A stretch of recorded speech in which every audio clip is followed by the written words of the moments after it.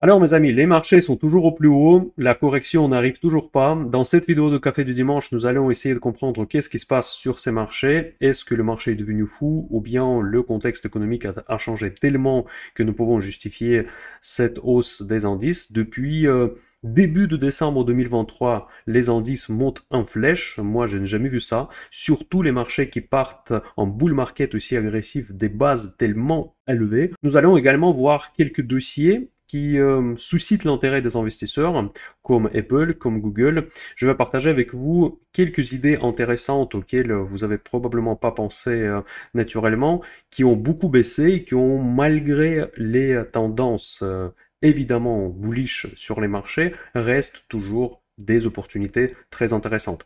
Avant de commencer cette vidéo, mes amis, n'oubliez pas s'il vous plaît un like. Pour moi, c'est super important pour développer cette chaîne gratuite Mind Your Cash. Si mes vidéos vous plaisent, pour vous, ça coûte rien de mettre une pouce bleu pour me motiver de faire encore et encore des vidéos sur la bourse et sur la finance. Je vous rappelle également que Mind Your Cash, c'est pas du tout uniquement la chaîne YouTube, c'est aussi Telegram où je postule beaucoup plus d'informations financières. Aujourd'hui, nous allons parler des banques centrales. Quasiment toutes les banques centrales du monde se sont prononcées cette semaine. Vous allez voir que la situation n'est pas du tout la même selon les pays, selon la zone économique. Nous allons également voir un petit peu les données macroéconomiques et bien évidemment l'analyse technique parce que dans la situation actuelle, c'est que l'analyse technique qui pourrait nous apporter des bonnes réponses à nos questions, à nos interrogations. Où est-ce que les marchés peuvent aller? Comme d'habitude, nous commençons par les États-Unis. Cette semaine, Jérôme Powell s'est prononcé. Il a eu une réunion de la Fed. Il n'y a pas eu de grosses attentes. Parce que pour cette réunion, il n'y a pas grand monde qui s'attendait à la baisse des taux, donc le consensus largement dominant était que les taux seront laissés inchangés, ce qui s'est passé. En revanche, Jérôme Powell a reconfirmé son objectif des 3 baisses des taux pour l'année 2024. Je ne veux pas rejouer toute l'histoire. Je suis très en désaccord avec Jérôme Powell. J'étais toujours assez critique par rapport à ce banquier central, parce que souvent il livre des messages qui ne correspondent pas à la réalité économique. Ils essayent de plaire au marché. Cette année 2024, c'est une année électorale. Je pense qu'au même temps, ils essaient de plaire un petit peu à Joe Biden et faire le maximum pour qu'il puisse se réélire. Je ne pense pas que la Fed dirigée par Powell, qui était nommée par Donald Trump d'ailleurs, elle est vraiment indépendante de l'administration de la Maison Blanche, et ils essayent globalement d'arranger le message politique plus global. Quelle est la réalité de l'économie américaine aujourd'hui? Elle est en pleine croissance. Contrairement aux autres zones économiques que nous allons vite fait parler aujourd'hui, c'est la seule zone économique où nous avons une croissance très forte, où on a un chômage très faible, on a justement la concentration de tous ces hypes de AI, de toute cette création de l'emploi aussi qui le suit. Tout ça pour dire que l'économie américaine, elle va très bien. Et nous voyons déjà sur les chiffres de l'inflation qui repartent à la hausse malgré les efforts de Powell. Et dans ce contexte, je trouve que le message de Powell, il est un petit peu hypocrite, même très hypocrite. Ils essayent de dire qu'il a vaincu l'inflation, quoi il a remporté la bataille. Pourtant, on voit déjà que l'inflation, elle repart à la hausse. Cette inflation dans laquelle moi, personnellement, je n'y crois pas une seconde, dites-moi d'ailleurs dans les commentaires, est-ce que vous, sur votre budget personnel, vous observez le même taux d'inflation que communiquent les gouvernements? J'ai l'impression que les formules de calcul de l'inflation, y compris aux États-Unis, y compris en Europe, elle est très biaisée. Je pense que cette formule devrait être revue pour qu'elle représente mieux ce qui se passe réellement au niveau de pouvoir d'achat, au niveau de coût de vie dans des zones économiques en question. Donc dites-moi dans les commentaires, est-ce que vous ressentez justement cette inflation à 3-4% qu'on nous communique ces derniers mois? Moi, je le ressens beaucoup plus. Beaucoup plus. Franchement, peut-être j'ai une consommation un peu particulière, mais en tout cas, je ne vois pas ces 3-4%, mais je vois plus dans les 10-20%. Je ne dis pas que c'est la généralité, que l'inflation elle est aussi importante pour tous les produits, mais je pense que la formule qu'on utilise pour faire l'analyse macroéconomique, elle n'est plus représentative, très probablement. Ça, c'est vraiment un sujet un petit peu philosophique presque, que je voudrais aborder dans les commentaires. La politique le discours, en tout cas, de Jerome Powell, la politique, pour l'instant, elle correspond à la réalité économique, mais son discours ne correspond pas. Son discours, elle est adressé au marché, et son discours, elle est adressé aux électeurs, futurs électeurs, qui vont voter soit pour Biden, soit pour, visiblement, Donald Trump, à la fin de cette année 2024. Ensuite, il y a eu d'autres banques centrales également qui ont délivré leur message. Je commence évidemment par la BCE, c'est pas parce que nous sommes en Europe, mais c'est parce que c'est la deuxième zone économique la plus importante après les États-Unis et la Chine. Eh bien, Christine Lagarde, elle est bien plus réaliste. Elle dit qu'il ne faut pas être en retard avec les baisses des taux, ce qui est vrai. On pourrait dire exactement la même phrase dans n'importe quelle circonstance économique.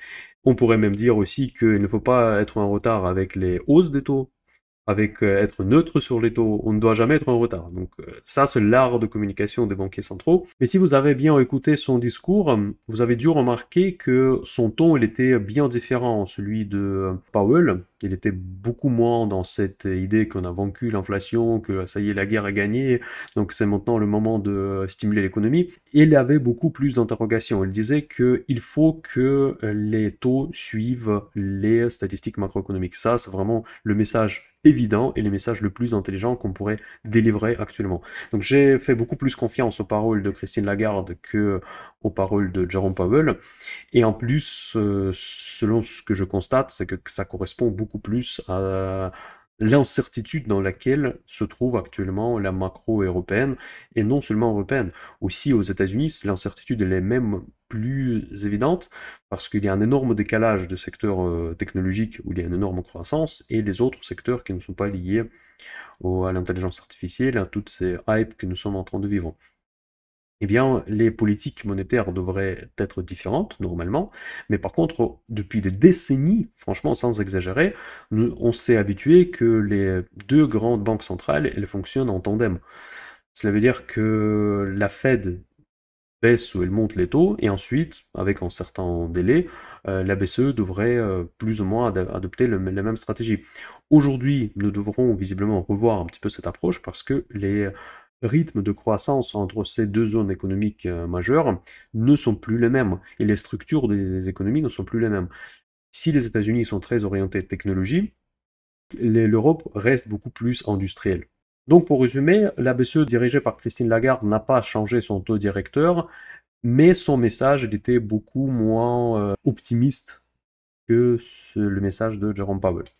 La troisième banque centrale importante qui s'est prononcée cette semaine, c'était la Banque du Japon. Là, c'est tout l'inverse. Le Japon, elle a monté les taux. Je ne sais pas pourquoi, dans tous les médias sur YouTube, tout le monde parle de événements historiques et que les taux au Japon sont passés dans le territoire positif. Je ne comprends pas, en fait. Franchement, pour moi, c'est vraiment no news. La structure d'économie japonaise, elle est très particulière. Elle était depuis des décennies très déflationniste.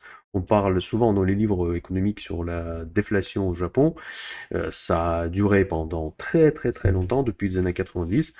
Et le fait qu'elle est restée un petit peu avec des taux très bas, les taux négatifs, ça ne me surprend pas du tout, mais je trouve ça au contraire tout à fait normal. Maintenant, la situation elle a changé, ils voient un petit peu les signes de retour de l'inflation, peut-être c'est du temporaire, un peu comme partout, et là ils ont décidé de légèrement remonter les taux dans le territoire même pas négatif, zéro, donc entre 0 et 0,10%, ça change strictement rien au niveau de l'économie japonaise. D'ailleurs, ça n'a pas spécialement renforcé le yen non plus. Donc pour moi, c'est non-event, donc ça change strictement rien. Peut-être ça pourrait légèrement changer l'équilibre dans le carry trade entre la yen japonaise et les autres devises, mais pour le moment, je ne vois aucun impact majeur ni sur les bourses ni sur l'économie globale.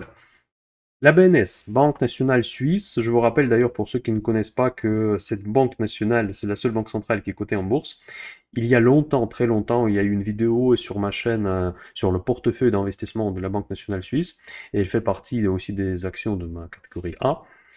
Elle a annoncé une baisse des taux, surprise, c'était pas attendu, parfois ça arrive. D'ailleurs, les surprises en Suisse par rapport au taux directeur arrivent bien plus souvent qu'ailleurs. Donc elle a baissé son taux directeur à 1,5 contre 1,75.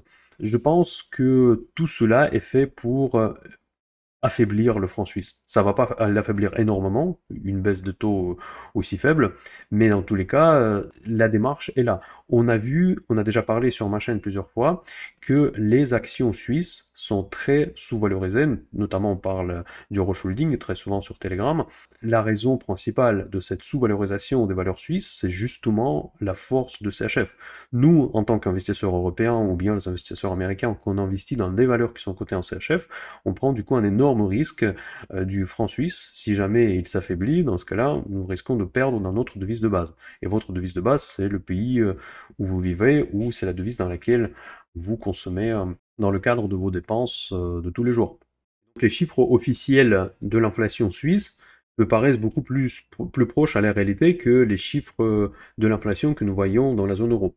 Et aux États-Unis, j'imagine également. Je pense qu'aux États-Unis, c'est encore pire. Voilà, donc pour moi, cette baisse des taux, plutôt logique.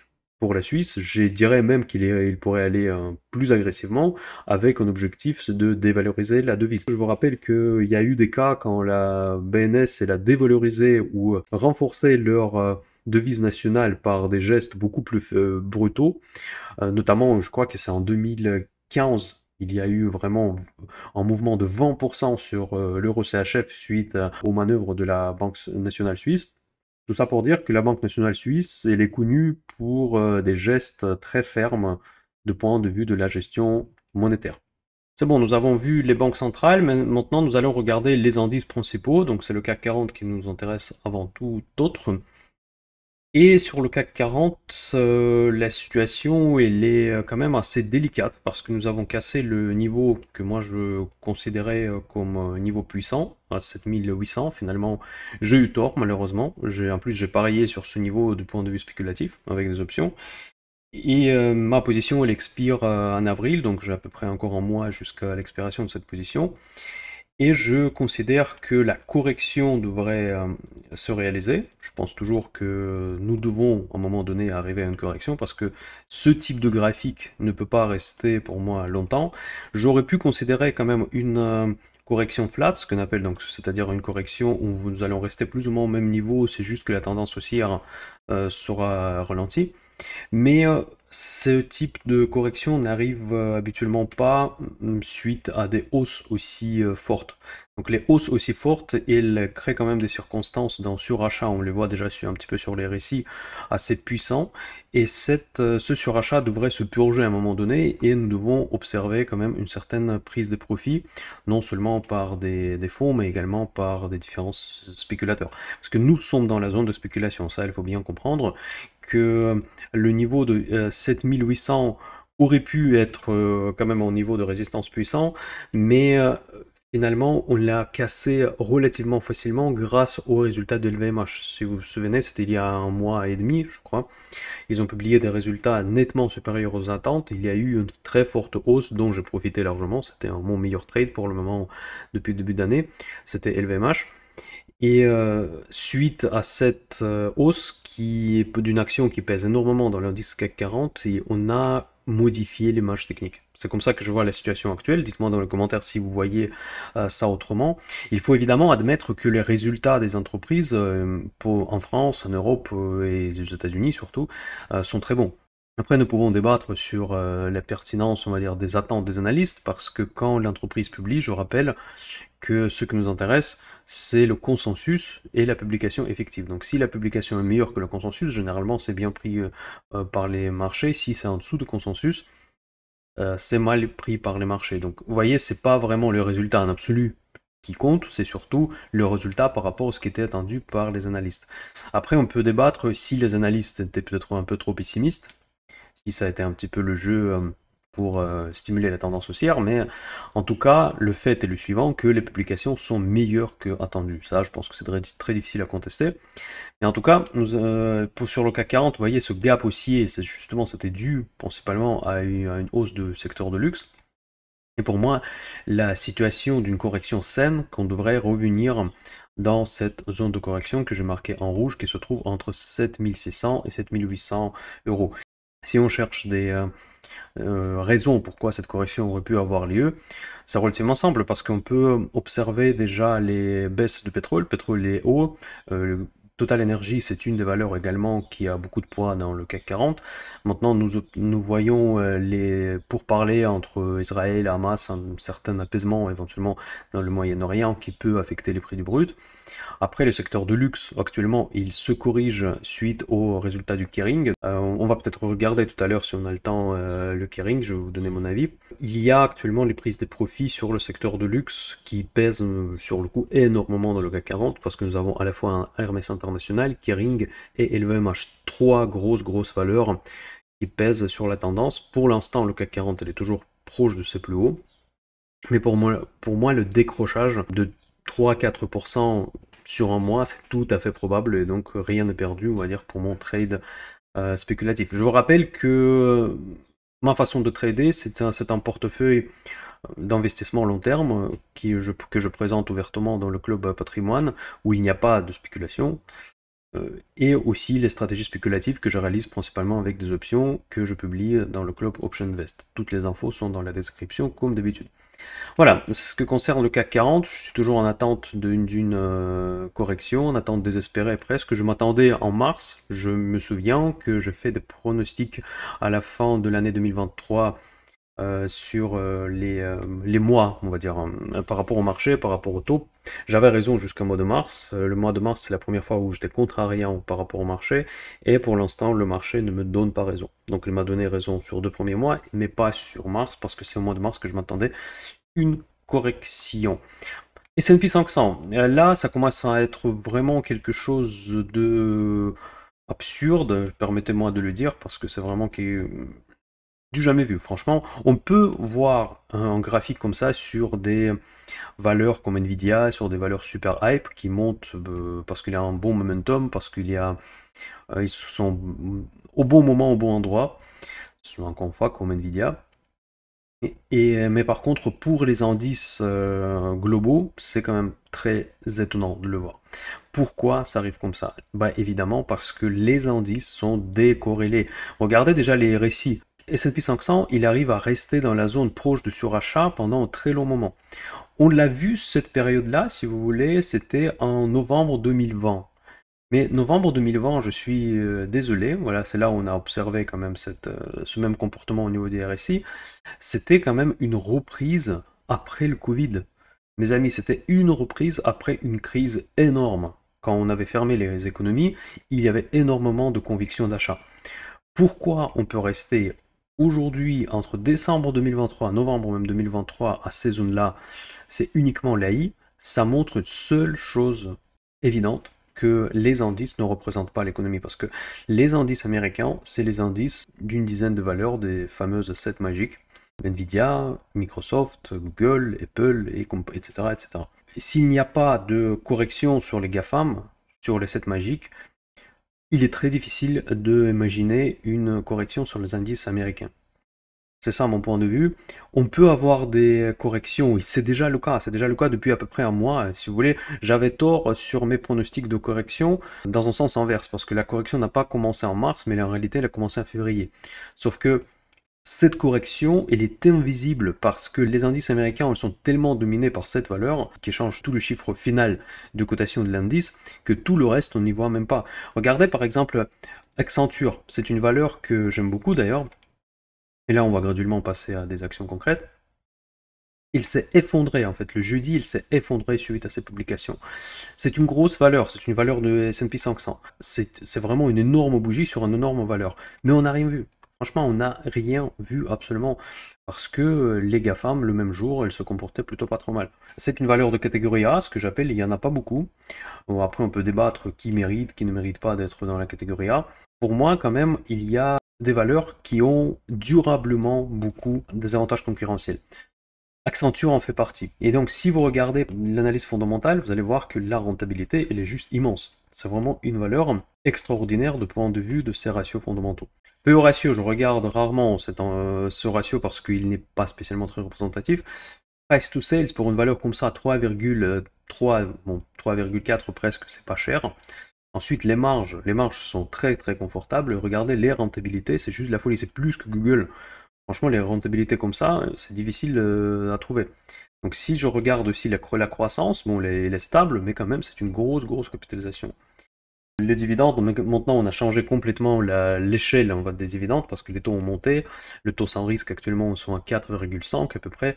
On peut même placer sans risque jusqu'à 5% à long terme. Pour moi, les dividendes, tous les dividendes qui sont en dessous de taux sans risque, je ne trouve pas ça intéressant. Vous voyez, donc c'est une valeur super méga rentable. Et pourtant, on voit une correction extrêmement forte. Maintenant, je passe sur une autre valeur qui peut éventuellement vous intéresser, c'est Nike. J'enregistre cette vidéo, c'est midi, 13h le vendredi, c'est un petit peu avant l'ouverture du marché US. Et Nike, il a publié des mauvais résultats. Il est attendu en forte baisse dès l'ouverture. La dernière clôture, bon déjà, le marché s'est préparé. Vous voyez comment l'analyse technique permet d'anticiper comme les mouvements boursiers. Depuis le plus haut récent, nous sommes déjà avant de cette publication, on était déjà en moins 20%, donc le marché, il voyait déjà quelque chose. On a eu un énorme gap baissier, c'était le décembre 23, donc quand le Nike a chuté. Et aujourd'hui, on va continuer la chute. Et là, nous allons arriver dans la zone que nous avons discuté dans le Club Option Invest à un moment donné, où je disais que je serais prêt d'acheter Nike à 80, on n'a pas touché 80. Donc du coup, je n'ai pas profité de ce upside. Après, on a été dans cette zone, ou en tout cas proche de cette zone deux fois, dans l'histoire récente. Donc c'était la première fois, c'était en octobre 2022, et encore une fois en septembre 2023. Donc quand Nike, il était vraiment pas cher. C'est une valeur de catégorie A, c'est pour ça que je m'arrête avant tout sur les valeurs de grande qualité.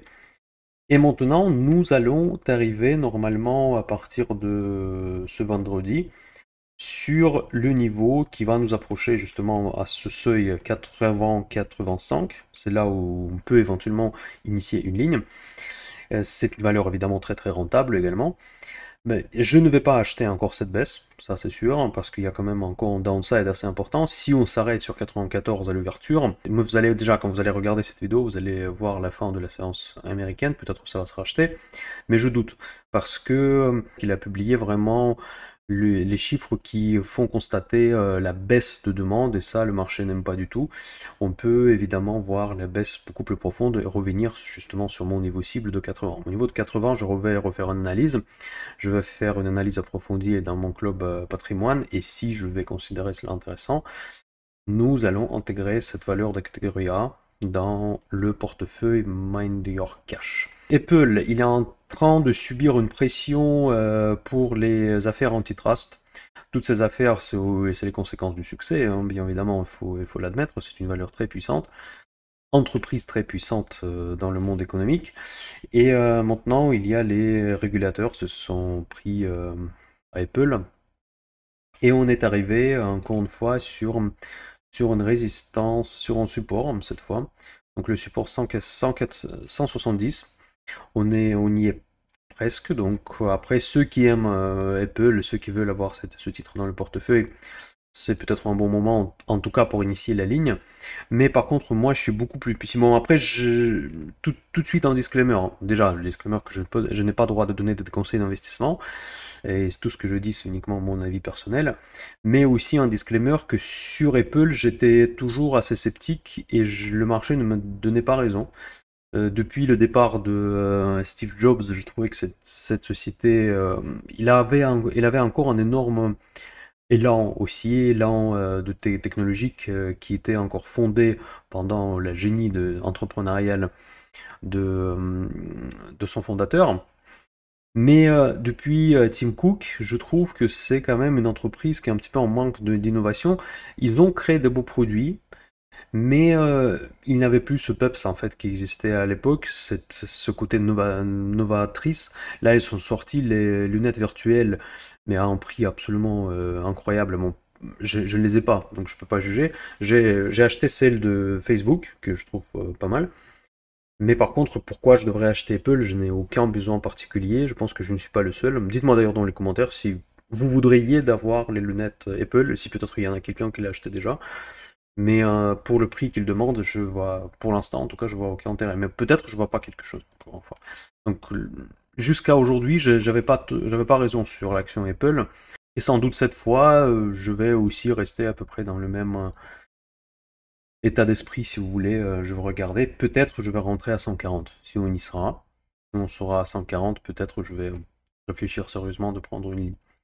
Je voudrais attirer votre attention aux valeurs suisses, parce que nous avons vu que la BNS, la Banque nationale suisse, qui a monté beaucoup en bourse récemment, elle a baissé les taux. Donc ça veut dire qu'ils essayent de dévaloriser, d'évoluer la devise suisse. Est-ce qu'ils vont réussir? Encore, c'est pas facile de dévaloriser la devise suisse. Mais s'ils arrivent à le faire, généralement ils l'arrivent. S'ils vont pas arriver à faire ça avec les taux, ils vont faire autrement. Ils vont faire une intervention sur le marché.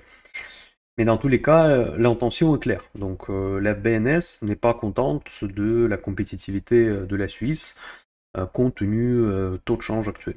Je vous rappelle, vu que j'habite en partie en Suisse, je connais très très bien comment fonctionne ce pays. C'est un pays évidemment exportateur, principalement vers l'Union européenne, et le cours de change entre CHF et euro, c'est très important pour les recettes d'État. Évidemment, ils vendent de la grande qualité, c'est des produits à forte valeur ajoutée, ça c'est sûr. Ils ont des pricing power très, très puissants, mais ça va jusqu'à aussi un certain niveau. Il y a des limites, en fait, si vous voulez. Donc ils peuvent profiter de leur pricing power, mais ils ne peuvent pas éternellement le faire. Eh bien, certaines valeurs qui sont très très belles, qui sont opérationnellement très puissantes, qui sont innovantes, elles sont actuellement dévalorisées parce que leurs produits sont devenus très chers à cause de cours de change. Et notamment, Roche Holding, c'est une des victimes les plus classiques du franc suisse. Actuellement sur des niveaux vraiment, vraiment, vraiment très bas. Donc on est en juillet 2018 avec Roche Holding. Et si on prend une hypothèse comme quoi le CHF baisse, dans ce cas-là, on pourrait voir vraiment un cycle de hausse euh, du titre, et cette entreprise pourrait redevenir compétitive à nouveau. Donc vous voyez, on arrive quand même à un niveau depuis des longues années qui servait d'une résistance. Donc ça, c'est à voir. Attention, ceux qui veulent profiter des dividendes, que l'imposition des dividendes en Suisse, elle est très forte, en tout cas pour les particuliers. Moi, j'investis avec une entreprise, mais si vous avez un compte à titre privé, je pense que c'est le cas pour la plupart d'entre vous. Il faut faire gaffe. Il faut faire gaffe des cotisations, combien l'impôt sur les dividendes sera prélevé. Et vous risquez de vous faire avoir sur les dividendes. Donc il ne faut pas non plus compter trop sur les dividendes. J'irai plus sur les tendances. Quand vous allez investir, évidemment, n'oubliez pas que c'est un pari également sur le CHF. Donc pour moi, ça ne me pose pas de problème parce que, comme je vous ai dit, qu'en partie j'habite en pays en Suisse, en pays en France. Et bien, pour moi, une exposition en CHF, ce n'est pas un problème.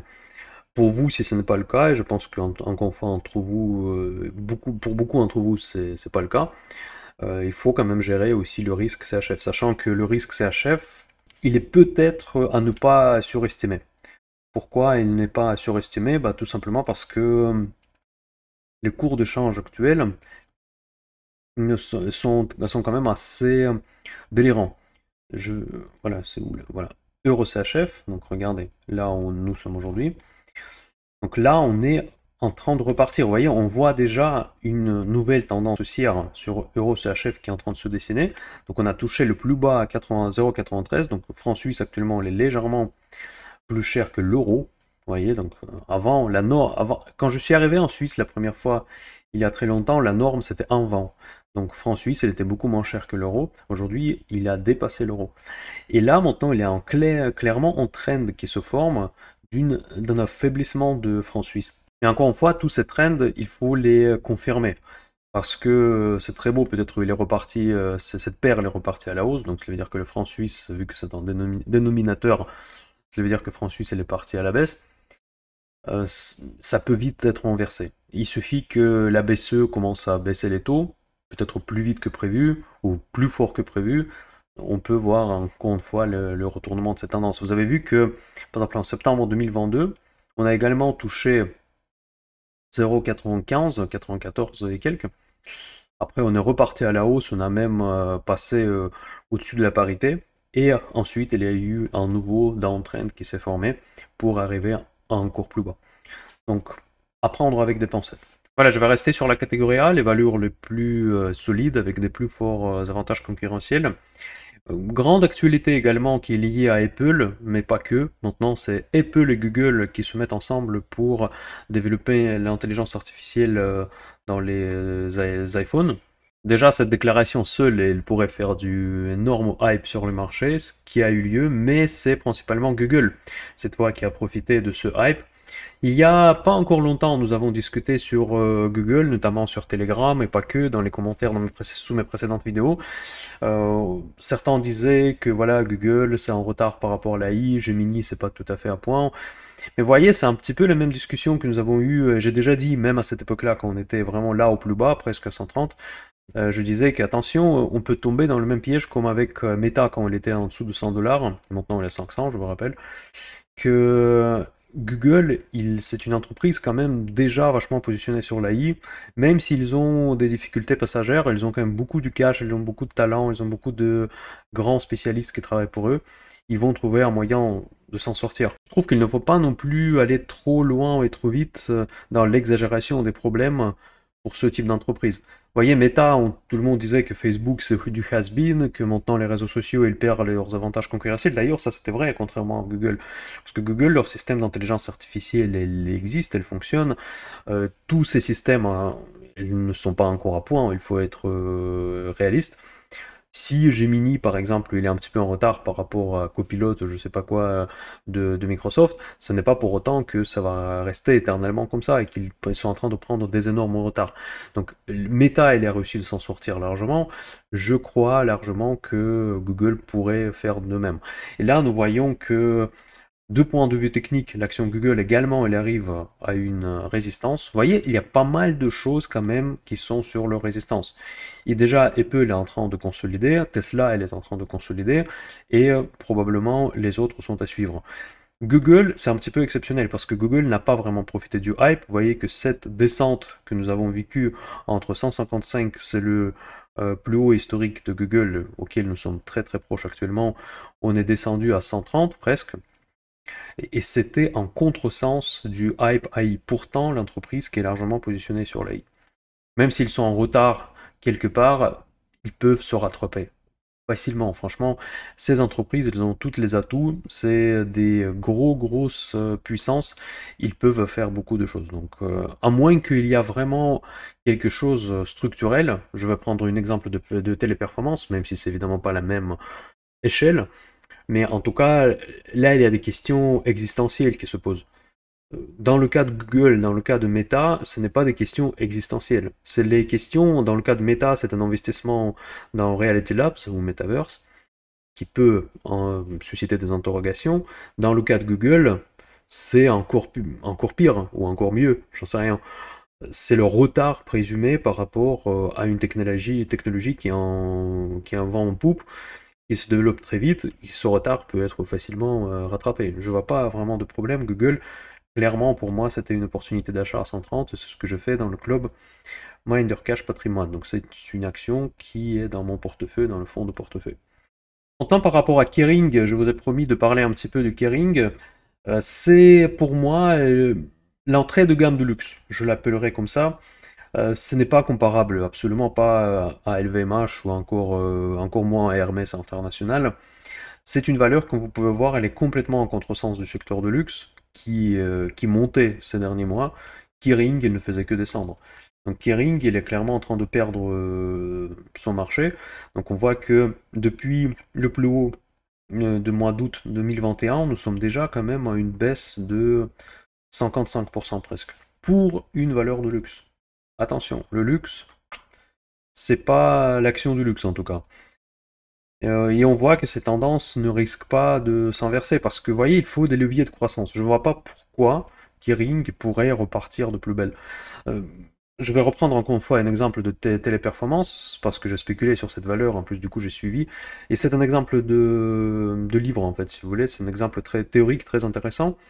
C'est que, par exemple, dans téléperformance, si jamais il s'avère que les interrogations par rapport à l'avenir de ce business model ne sont pas fondées ou ils sont tout à fait en ligne avec le nouveau monde basé sur l'AI, l'action va repartir très très fortement. Ici, pour repartir, je ne vois pas qu'est-ce qui peut se passer. Donc Gucci, c'est la marque phare de Kering. Ok, c'est une marque d'entrée de gamme de luxe si vous voulez, c'est pas non plus LVMH, c'est pas non plus Hermès, c'est pas Louis Vuitton. Euh, Si elle repart, qu'est-ce qu'il faut pour qu'elle reparte? Il faut que les pays émergents repartent, il faut que la Russie se rouvre, ce qui est quasiment impossible. C'est où il y a les gros marchés. Les gros marchés pour ces entreprises, c'est les pays émergents. LVMH et Hermès vont pouvoir vendre leurs produits en Amérique latine, pour beaucoup d'autres pays. Gucci, ça fait beaucoup moins rêver, si vous voulez. Et donc, ils n'ont pas le même moite que les autres entreprises du luxe. Donc pour moi, pour que ça reparte, il faut qu'ils fassent des acquisitions à bon prix, mais je sais pas, des nouvelles marques. On ne peut pas lancer une nouvelle marque de gamme du jour au lendemain. C'est vachement compliqué. Et pour moi, c'est vraiment une fausse bonne idée, hein, souvent pour ce type de valeur, parce qu'elle risque de ne pas revenir dans cette course des grandes valeurs du luxe. Par contre, le secteur qui est en train de consolider, et là je vais vous surprendre très fortement, c'est le secteur des semi-conducteurs. Oui, on entend parler beaucoup de semi-conducteurs, on a l'impression que ça ne cesse pas de monter, mais regardez les graphiques. Maintenant, je prends les tops des valeurs. TSMC. Voilà, ça c'est le graphique récent de TSMC. On est quand même déjà descendu de plus haut de 12%. Pour une valeur, ça c'est le numéro 1 des semi-conducteurs. Ensuite, ASML, on a aussi une baisse, bon après là elle est reprise, on a quand même vécu aussi une consolidation très forte. Sur l'AMD, on a exactement le même graphique comme sur TSMC.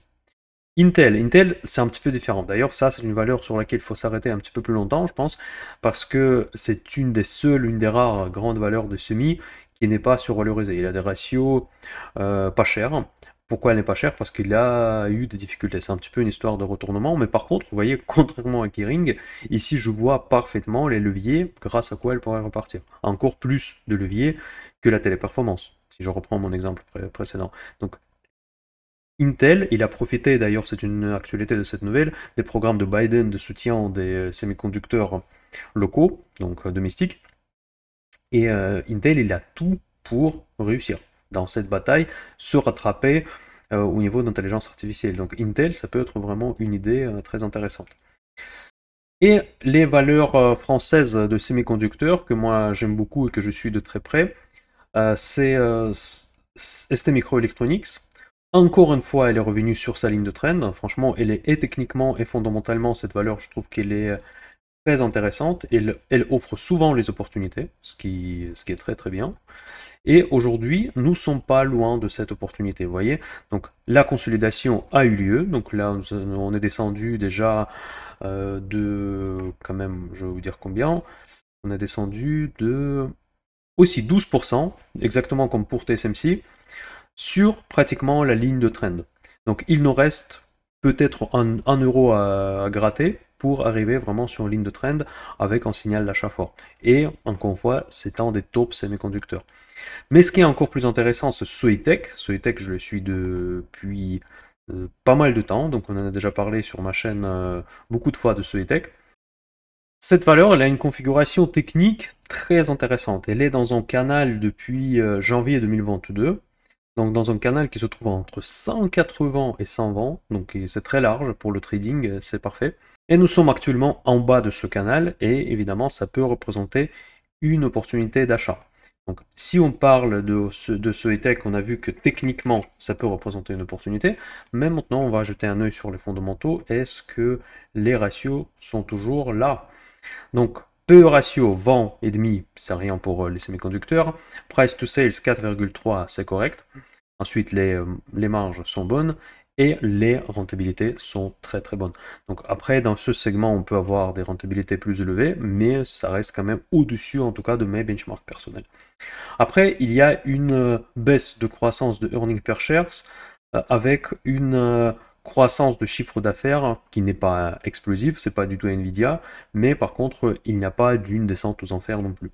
Donc ça peut être une idée très intéressante avec un faible endettement. Donc on voit 48% des fonds propres, donc c'est pas rien, mais ce n'est pas une entreprise fortement endettée. On voit que le current ratio, c'est le rapport entre les actifs liquides et les dettes court terme. Il est largement au-dessus de 1. On est 3 fois,6 plus de cash que des dettes court terme. Il n'y a aucun problème pour le refinancer. Donc voilà, ça c'est une opportunité potentielle pour le segment de semi-conducteurs français. Voilà mes amis, je pense que ça sera tout pour aujourd'hui. Donc nous avons vu la politique des banques centrales, nous avons vu la situation technique sur les marchés, nous avons vu quelques opportunités, des valeurs qui ont bougé beaucoup cette semaine. Dites-moi dans les commentaires s'il y a des valeurs qui vous intéressent en particulier pour les prochaines vidéos. N'oubliez pas de mettre en like et partager cette vidéo avec vos amis qui s'intéressent à la bourse et à la finance. Et nous allons suivre, est-ce que cette correction va enfin arriver. Allez, à bientôt et bon dimanche.